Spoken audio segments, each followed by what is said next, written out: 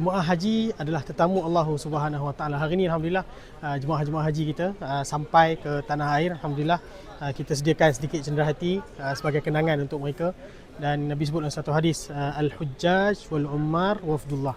Orang pergi haji, orang pergi umrah adalah tetamu Allah Subhanahu Wa Taala.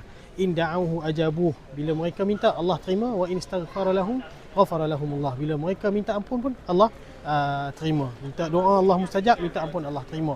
Dan hari ini alhamdulillah sepanjang 25 hari mereka berada di tanah suci, daripada pergi sampailah pulang. Hari ini 25 Zulhijjah, maka sampailah mereka di tanah air, alhamdulillah. Dan sebentar lagi mereka akan keluar daripada pintu ni, dan inilah mereka seramai 16 orang pada tahun ini, alhamdulillah. Doakan Allah terima haji mereka, doakan Allah terima amal ibadah mereka, mendapat haji mabrur, sa'yan mashkur wa dhanban maghfur, insya-Allah taala. Tuan-tuan muslimin muslimat rahimakumullah, pakej kita ni mereka yang dah terbang dah balik ni selama 25 hari. 15 hari di Aziziyah, waktu tu 1 Zulhijjah sampai 8 Zulhijjah, 7 Zulhijjah mereka berada di Aziziyah. 8 Zulhijjah, 7 Zulhijjah malam tu mereka dah bergerak ke Mina.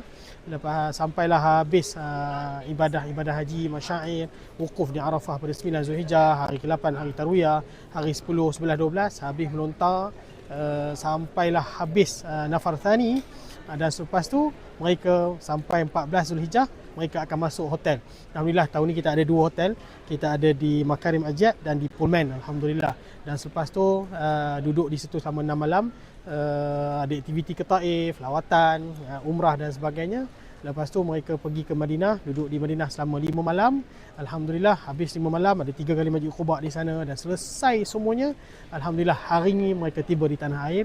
Doakan mereka dijemput Allah Subhanahu Wa Taala lagi untuk ibadah umrah, ibadah haji lagi, insya-Allah taala. Dan Allah rahmati, Allah berkati, dan moga Allah terima semua amal ibadah kita. Dan terima kasih tuan-puan yang sentiasa support kita daripada awal sampai habis. Jazakumullahu khairan wa barakallahu fikum.